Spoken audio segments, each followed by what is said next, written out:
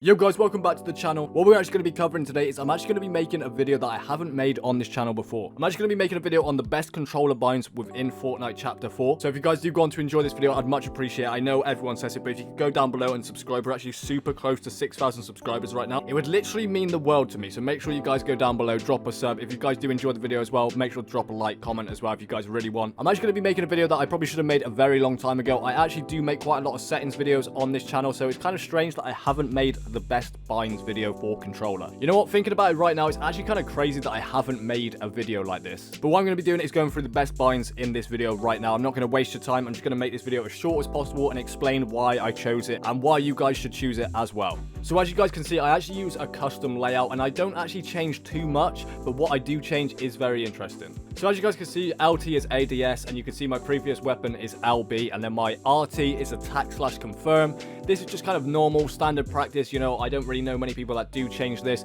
And then my next weapon is RB, so that is the left triggers and the bumpers done. Okay, so moving on to the D-pad, I actually use up on the D-pad for inventory, and then for squad and request/augments this season, which is basically like perks this season, I actually have that on left on the D-pad because I feel like it's just convenient, it's easy to hit, and it's just something that doesn't really take up too much space. And obviously, if you guys are playing on a controller that does have paddles, you guys can mix this to whatever you want. You could have your right paddle as the left on the D-pad, or your left panel, or whatever. So then moving on to right on the D-pad, I actually have that as sprint/auto sprint because I feel like this is the best thing that you guys could choose without taking up like a valuable bind. You know, what else really are you gonna have on this bind right here? And you guys might be wondering, like, why have you done this? I actually use controller auto run on as well, so that's why this is sprint/auto sprint, so I don't have to use that bind of pressing forward or pressing down on the analog to actually sprint. It's automatically sprinting for you as soon as you walk. And you guys might think, oh, then you can't like default walk or whatever. You can, you just press a little bit forward on the analog instead of pressing it in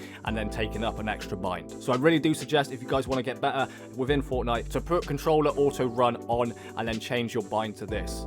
And then obviously, I think this is kind of standard. Down on the D-pad is the emote picker if you want to take the L on someone, floss on someone, or whatever.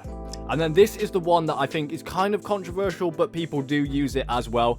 On my left analog, if I press it in, that's how I start to edit. A lot of people are probably thinking, this is weird. You know, people use Y, people use whatever, people use B. It's not for me. I'm telling you, if you guys really want to get them fast, clean edits without taking your hand off the controller and moving your fingers and everything like that, make sure to use this bind right here. And obviously, it goes without saying, I am playing on an Xbox controller right here. So you guys can use these settings with claw or without claw. It really doesn't matter. With paddles or without paddles, it's nothing really specific. I've played this with claw, without claw, with a padded controller, without a padded controller. So I don't want to hear no excuses. These settings are just for scuff players, for elite players. They're not. You guys can do both. I've used both, and I still do use both. I know on PS4 and PlayStation, people do actually use a little gamepad. They actually use that to edit, which is probably kind of ideal because you guys have that extra bind on PS4. Unfortunately, on an Xbox controller, you cannot use the Xbox logo as a bind. It's not a massive deal, but I just want to put it out there just so you guys do know. And then obviously, Y, we have that toggle pickaxe, X is reload. B, we don't have binding to anything because that is our edit mode, like. And right here is saying that B is nothing, but if I actually click on it, as you guys can see, it's my switch mode. It's my switch mode. It's not my switch mode /edit, because if you used to do this, it would counteract the L analog, and it just wouldn't work that well. So make sure that you just have it on switch mode if you are going to use the edit on the left stick.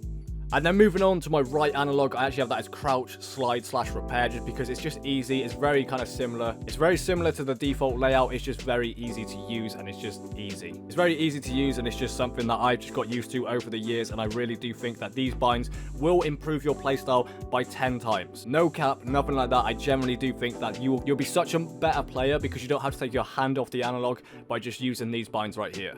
And then my build controls, I haven't changed anything here, obviously, apart from my sprint/auto sprint and my edit bind. Once again, everything else is exactly the same as the first menu. I don't change my stair piece, roof piece, wall piece, floor piece. I know people do. I just don't think there's a point of messing with it. I've always been in this routine of just what they do, so there's no point in changing something that's not broken, in my opinion. And then for my edit controls, I actually have a lot of things on here unbound. As you guys can see, the only things that have changed is that I don't even have the analog on the left-hand stick. I don't even have that bound to edit on this, just because I just don't think it's very useful. Obviously, you're already in the edit control, so you don't need to re-edit something. And then, like I said, the other thing that I have changed on this one is actually my sprint/auto sprint, which is right on the D-pad. And then for the final one, my ability controls, that this is the final thing.